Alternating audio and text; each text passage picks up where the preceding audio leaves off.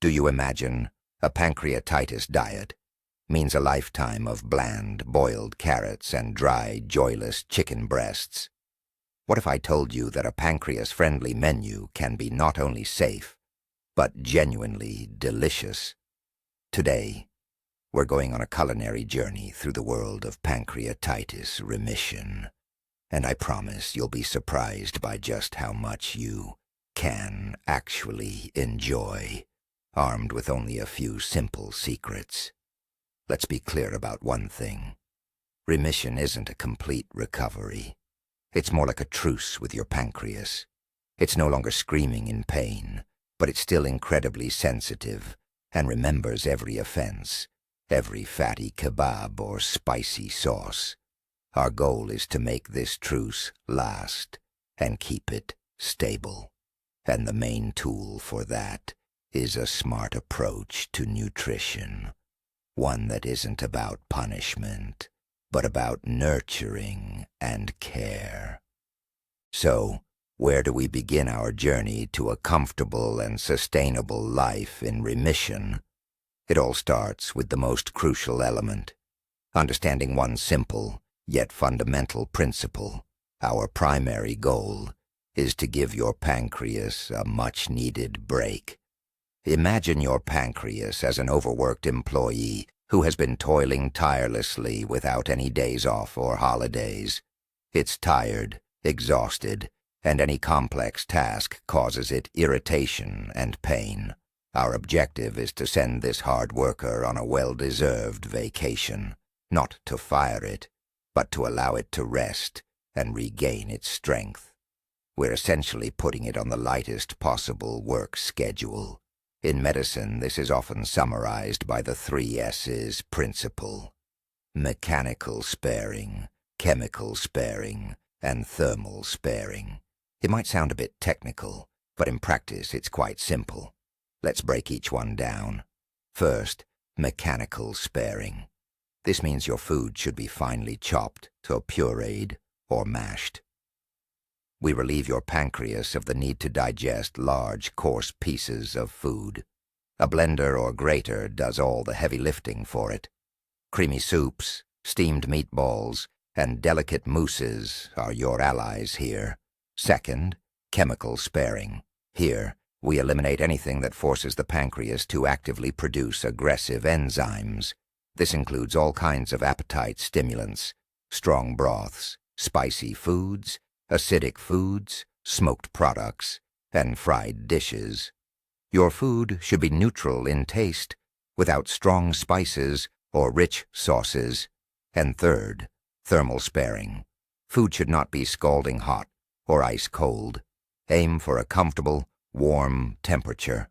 Extreme temperatures put additional stress on your entire digestive tract. Remember these 3 pillars: finely processed, neutral tasting, and warm food. This is the very foundation upon which a calm and long-lasting remission is built. Now let's talk about the biggest mistake, an insidious trap that many people fall into. This is a dangerous myth that goes something like this: well, since nothing hurts right now, I can slowly start trying everything I want. Listen, friends, this is a massive illusion that can cost you dearly. The absence of pain is not a signal of full recovery. It's merely a fragile truce you've made with your body. Your pancreas is still incredibly delicate, like thin ice. It might look strong, but one careless step, and you'll plunge back into the icy grip of pain and an acute flare-up. Every such experiment, every thought of maybe just one bite won't hurt, is a game of Russian roulette. Today, a small piece of fried potato might go unnoticed, but tomorrow, that exact same piece could send you straight back into an acute attack, undoing all your previous efforts. Your pancreas is unforgiving of such recklessness. It remembers everything. So let's remember this once and for all. No pain doesn't mean everything is allowed. It means our gentle diet is working, and we must continue to stick to it. All right, we've established the main principle and identified the crucial mistake. Now, let's build our diet.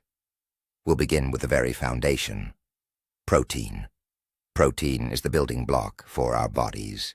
It's vital for repairing damaged tissues, including those of the pancreas. But as you've probably guessed, not just any protein will do. Our best friend here is lean protein. Forget about juicy steaks, fatty pork, or lamb. The stars of our menu are turkey, chicken breast, and rabbit. Occasionally, you can allow yourself a little lean veal. The golden rule: before cooking, meticulously remove all visible fat and naturally the skin from any poultry. That's where the primary danger hides. And how should we cook it? Only the gentlest methods: boiling, steaming, stewing, or baking in its own juices without added oil. The ideal format is ground meat. Think steamed patties, delicate meatballs, soufflés, or quenelles. Prepared this way, the meat is digested very easily, putting no extra stress on your overworked pancreas. A whole piece, even if boiled, presents a greater challenge, and should only be introduced very cautiously and gradually. All right, we've got meat covered. Now what about fish? Fish is a fantastic alternative, offering easily digestible protein and beneficial micronutrients. But here, the same golden rule applies: the less fat, the better. We're essentially becoming hunters for truly lean fish. Our top picks in this aquatic kingdom are cod, hake, pollock, zander, or pike perch, and pike. These varieties are naturally low in fat, and their white meat is wonderfully tender and delicate. As for the fattier options, think salmon, mackerel, and herring. These will need to be off the menu for the time being, especially during your remission. We know they're lauded for their beneficial omega-3 fatty acids, but for a weakened pancreas, that fat is simply too heavy a burden. It's like trying to eat an entire cake by yourself. Just too much and too rich for your system right now. When it comes to cooking methods, we're sticking to our tried and true favorites. Steamed fish patties or meatballs are absolutely ideal. You can also bake the fillet in the oven, simply wrapped in parchment paper or foil, with a splash of water and a sprig of fresh dill. This method yields incredibly tender and juicy results. Boiled fish is another excellent option. And, of course, there's a strict ban on anything salted, smoked, dried, or canned in oil. These are absolute no-goes, as salt, preservatives, and excess fat are direct triggers for flare-ups. Next, let's talk about carbohydrates, our primary energy source. If protein acts as the building blocks, carbohydrates are the fuel that keeps everything running smoothly. And here, just like with protein, a gentle, digestive-friendly approach is key. Grains will become our primary energy source. However, not all porridges are equally beneficial during a period of remission. Our top choices are oatmeal, buckwheat, rice, and semolina. Why these in particular? Because when prepared correctly, they form a mucilaginous coating consistency. This texture, much like a gentle blanket, coats the stomach and intestinal walls, protecting them from irritation and providing a lasting feeling of fullness without causing any strain. So, how should you prepare them? Cook them in water, or, if you tolerate it well, in a half-and-half mixture of water and the lowest fat milk, and cook them for an extended period until they reach a very soft, liquid, and viscous consistency, almost like a thin gruel. Absolutely no butter. You can add just half a teaspoon of sugar or honey, but only if your remission is stable. Now, with some other grains, you should be more cautious. Pearl barley, millet, corn grits, and barley groats contain too much coarse fiber. This can irritate the digestive tract and put unnecessary strain on the pancreas. Therefore, for now, we'll keep those on the back burner. Vegetables are a powerhouse of vitamins, minerals, and fiber. You'd think you could just eat them freely and enjoy all the benefits. But with pancreatitis, things are a bit more complicated. Fresh, raw, crunchy fiber can feel like sandpaper on an inflamed digestive system. It forces your pancreas to work hard, producing enzymes to break it down. And our primary goal is to give your pancreas a much-needed rest. That's why, during periods of remission, almost all vegetables should be thoroughly cooked. Your go-to methods are boiling, stewing, baking, and steaming. Prepared this way, the fiber becomes soft, gentle, and much easier to digest. So, which vegetables make the cut? Potatoes, carrots, zucchini, pumpkin, cauliflower, broccoli, and beets. These form the backbone of your pancreatitis-friendly vegetable menu. They're perfect for making smooth purees, light vegetable soufflés, steamed puddings, or simply as soft, comforting side dishes. Now let's talk about the vegetables you need to approach with extreme caution, or even eliminate completely. These include cabbage, radishes, garlic, onions, sorrel, spinach, and bell peppers.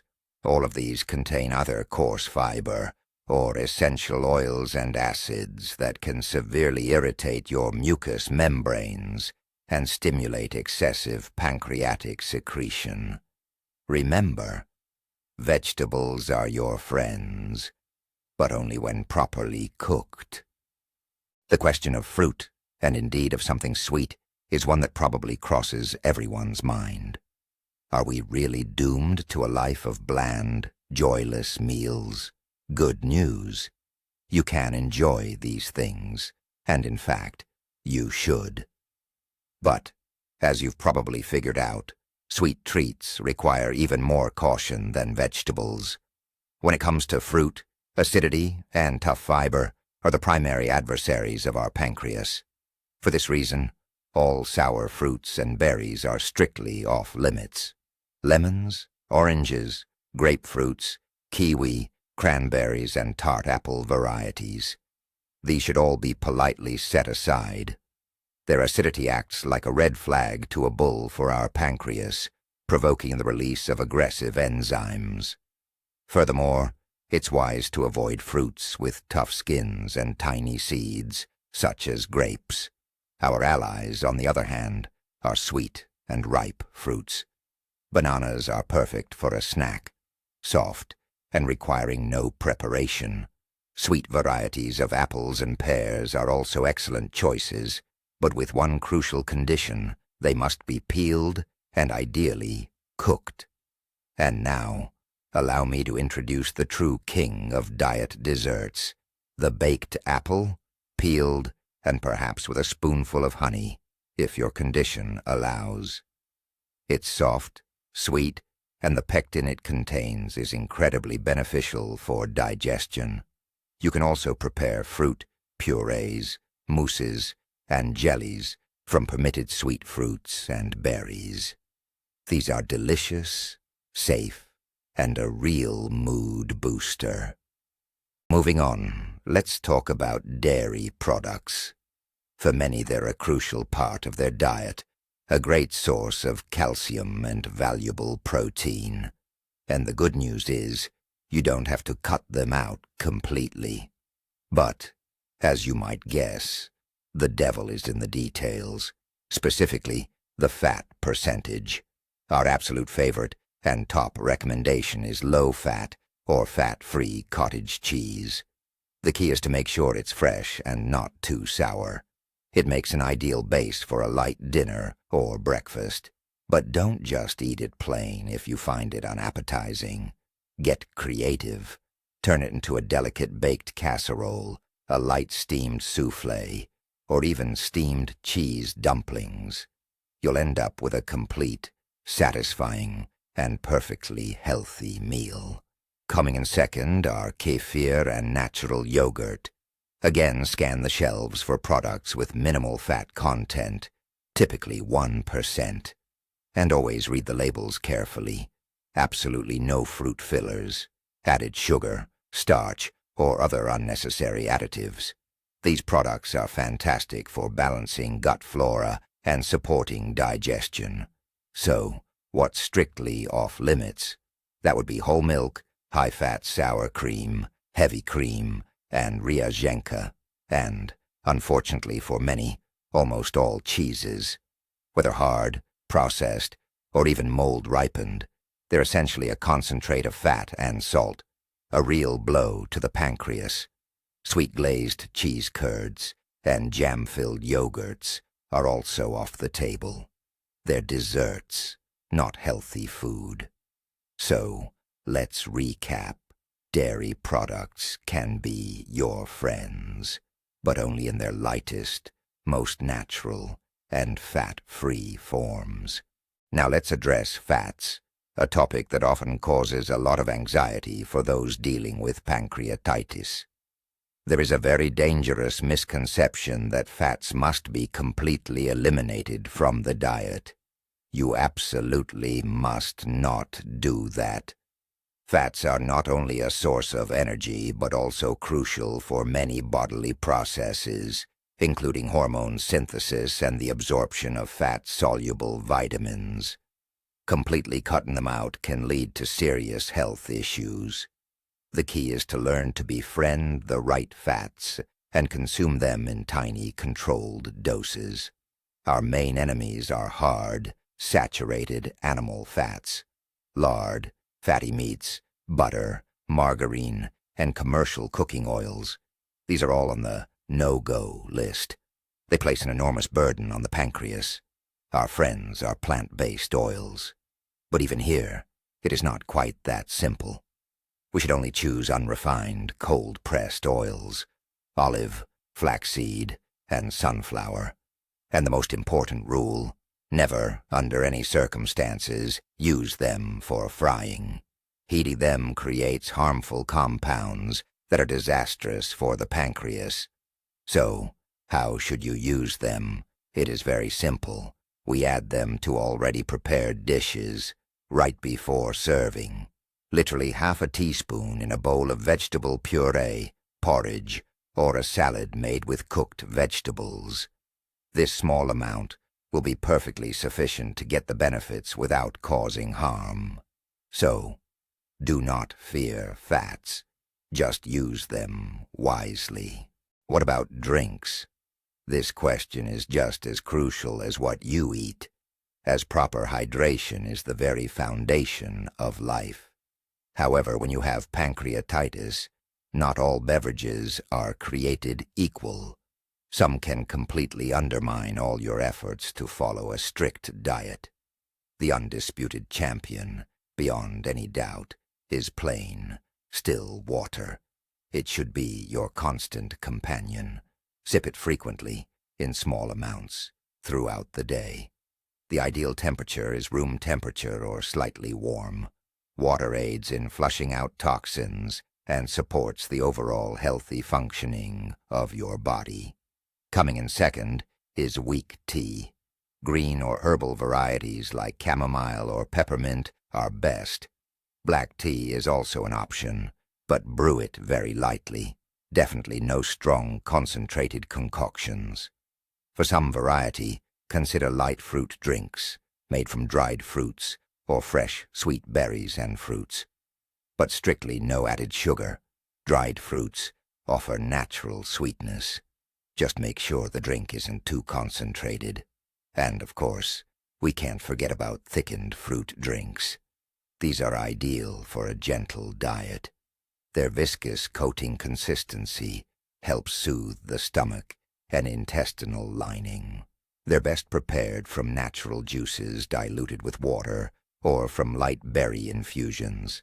On the other hand, anything containing gas, high sugar, excessive caffeine, or chemical additives is strictly off limits. Sodas, lemonades, packaged juices, kvass, strong coffee, and cocoa with milk. All these irritate the pancreas and can trigger unwanted activity. Okay, let's draw a clear line and talk about what absolutely must disappear from your fridge and your life once and for all, with no compromises. This is your red zone, and straying into it will almost certainly trigger a flare-up. You need to commit this list to memory, like your multiplication tables. First, and most obvious, eliminate all fatty foods. This includes fatty meats like pork, lamb, duck, and goose, as well as fatty fish, lard, excessive butter, and anything deep-fried. Fat is the primary culprit, pushing your pancreas to its breaking point. Secondly, cut out all fried foods. Even lean chicken breast, pan-fried without oil, develops a crust during cooking. This crust contains substances that severely irritate the digestive tract.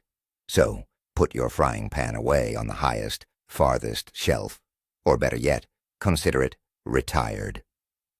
Third, eliminate anything smoked. Smoked sausages, fish, meats, and cheeses are off limits. These items are packed with carcinogens and excessive salt, both highly detrimental to a compromised organ. They're essentially poison for your pancreas. And fourth, steer clear of all spicy and pungent foods. Think peppers, horseradish, mustard, vinegar, raw garlic, raw onions, and marinades. These act as powerful chemical irritants, forcing your pancreas to release enzymes in overdrive, almost like an emergency response. Your meals need to be as bland and neutral as possible. Remember these 4 no's: no fatty, no fried, no smoked, and no spicy. This is non-negotiable. Beyond the obvious adversaries we've just discussed, there are also hidden, more insidious enemies. They might look perfectly harmless, but in reality, they pose an equally significant threat to your well-being. Let's shine a light on them. Our first category: almost all store-bought sauces and dressings. Think mayonnaise, ketchup, soy sauce, and those mustard-based concoctions. Don't be fooled, even if the label claims they're light. They almost always contain vinegar, preservatives, flavor enhancers, and an enormous amount of hidden fats and sugars. It's nothing short of a chemical assault on your digestive system. Next up, processed meats and deli items. This includes hot dogs, sausages, various cold cuts, both cooked and smoked, ham, and pâtés. The ingredient list for these products is a dietitian's worst nightmare. You'll find massive amounts of fat, salt, nitrites, phosphates, and other questionable additives. Even in supposedly healthier varieties, there's little to no nutritional value. It's not food, it's just junk. Our third group: canned goods. Any kind. Meat, fish, vegetables. They almost always contain vinegar, excessive salt, oil, and preservatives. The only exceptions might be some types of jarred baby food, but even then, you need to read the labels very carefully. Remember this: especially during remission, your guiding principle should be to eat food of simple, transparent origin.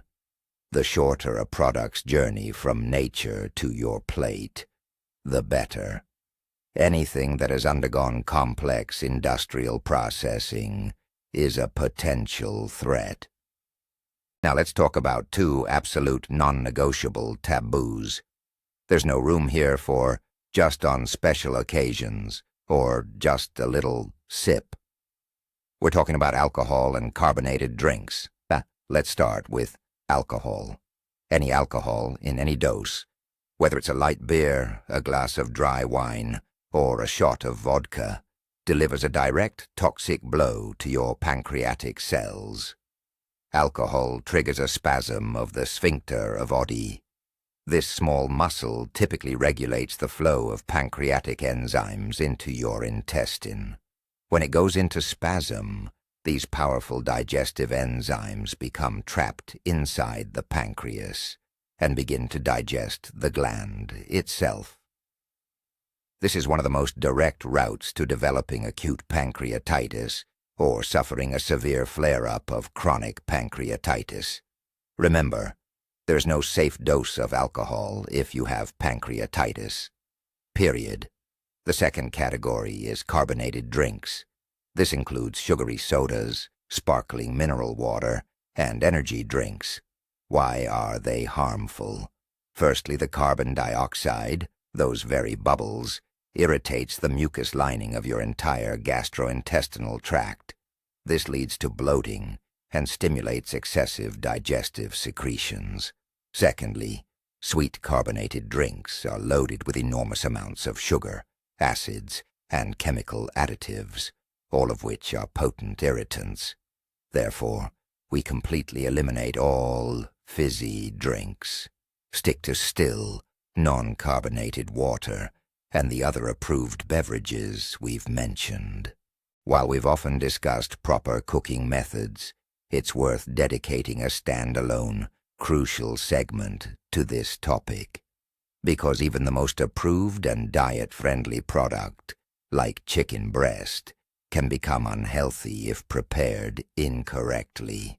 Conversely, smart cooking techniques make food both safe and easily digestible. So meet your new best friends in the kitchen. First up, and a true essential, the steamer. It's simply perfect for any gentle or restrictive diet. Steamed foods retain maximum nutrients, come out incredibly tender and juicy, and are completely gentle on your digestive system. From steamed cutlets, vegetables and fish, to omelets and soufflés, the steamer handles it all with ease. Next, your reliable ally, the oven. But we're using it for baking and roasting, not frying. You can bake foods in their own juices by wrapping them in parchment paper or foil. Alternatively, cook them in specialized baking bags or ceramic pots, perhaps with a splash of water or vegetable broth. This method yields tender, slow-cooked results. Our third versatile player is the multi-cooker. We're primarily interested in its stew, steam, and porridge functions.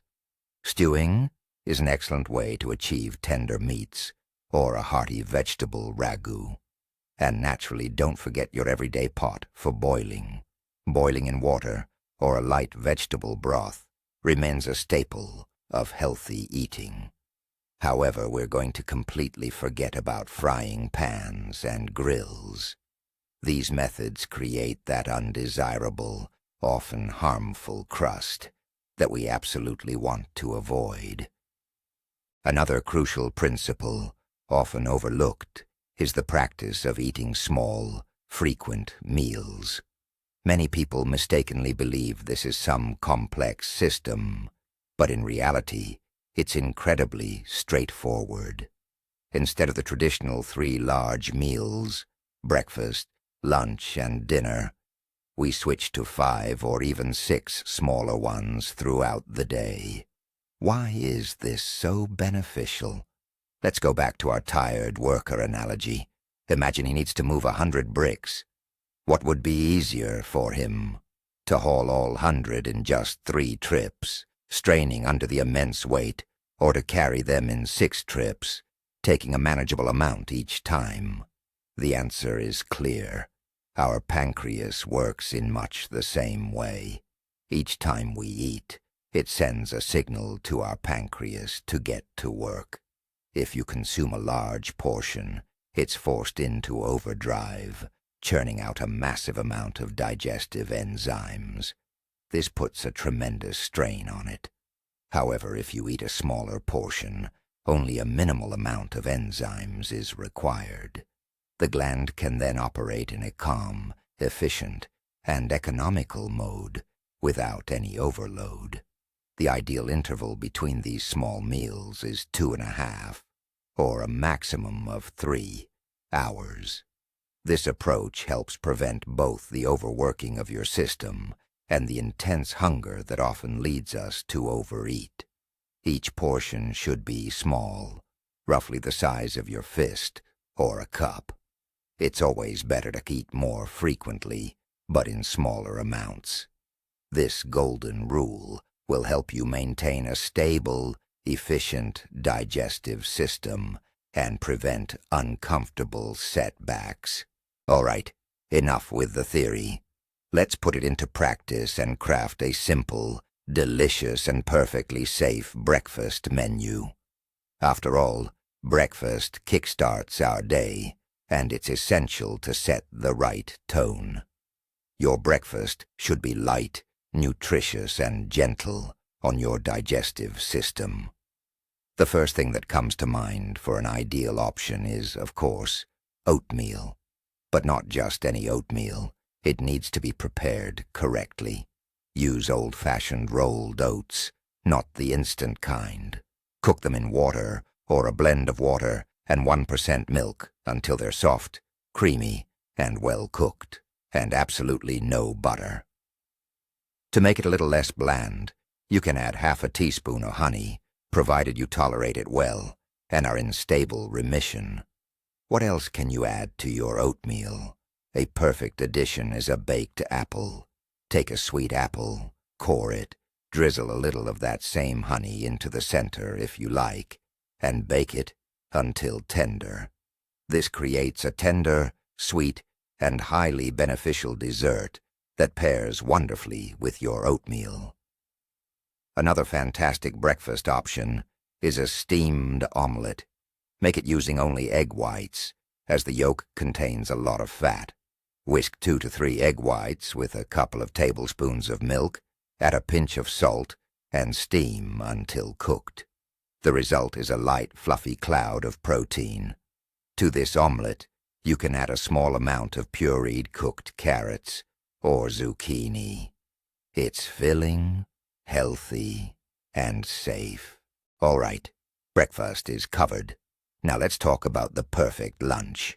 Typically, lunch is the heaviest meal of the day, but for our purposes, it needs to be light and easy on the system.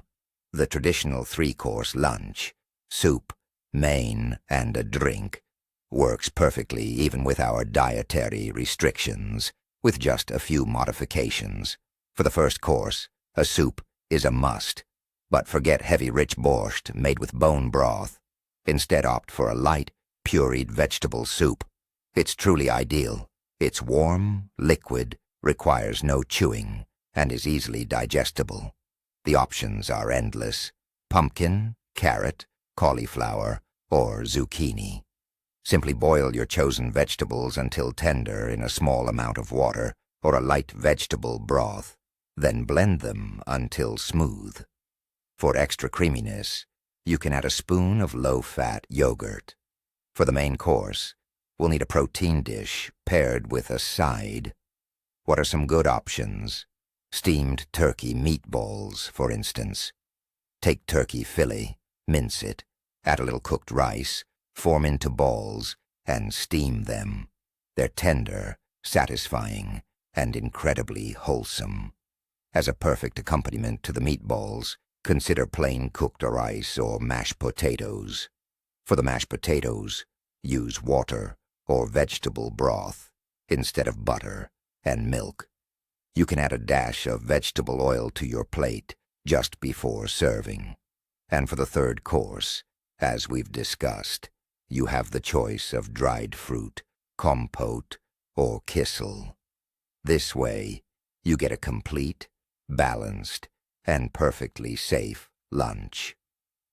It's dinner time, but what should your meal look like, especially with pancreatitis? The main rule is to keep it as light as possible and eat at least 2 to 3 hours before bedtime. At night, your digestive system, including your pancreas, needs to rest, not labor to digest heavy food. Overloading it before bed is a direct path to morning discomfort and pain. An ideal dinner choice is a combination of easily digestible protein and cooked vegetables. For instance, baked fish in foil. Simply take a fillet of lean white fish, like cod or pollock. If tolerated, sprinkle with a little lemon juice, add a sprig of dill, then wrap it in parchment paper or foil, and bake in the oven for about 20 minutes. The result is an incredibly tender and juicy meal. For a perfect side dish to your fish, consider cauliflower or broccoli mash. Simply boil the florets until very tender, then blend them with a little of their cooking liquid. This mash closely resembles mashed potatoes in taste and texture, but it's significantly easier to digest and lower in starch. Another excellent dinner choice is a cottage cheese casserole or a steamed soufflé made from low-fat cottage cheese. This dish is rich in protein, which will slowly digest throughout the night, keeping you feeling full and providing essential nutrients for your body's recovery. The key is to prepare it without added sugar. A little mashed banana can be used for natural sweetness. It's an easy, delicious, and highly beneficial meal before bed. We've talked about main meals, but in between, there are times when you might feel like having a snack, and that's perfectly normal. In fact, if you're eating smaller, more frequent meals, snacks are essential to prevent yourself from getting overly hungry. However, snacks should be smart, light, and planned, not just impulse grabbing whatever's around. So, what makes an ideal snack during remission? Option number 1 is low-fat natural yogurt or kefir. Have a glass and you'll easily last until lunch or dinner. It's quick, convenient, and great for your gut health. Option number 2, fruits.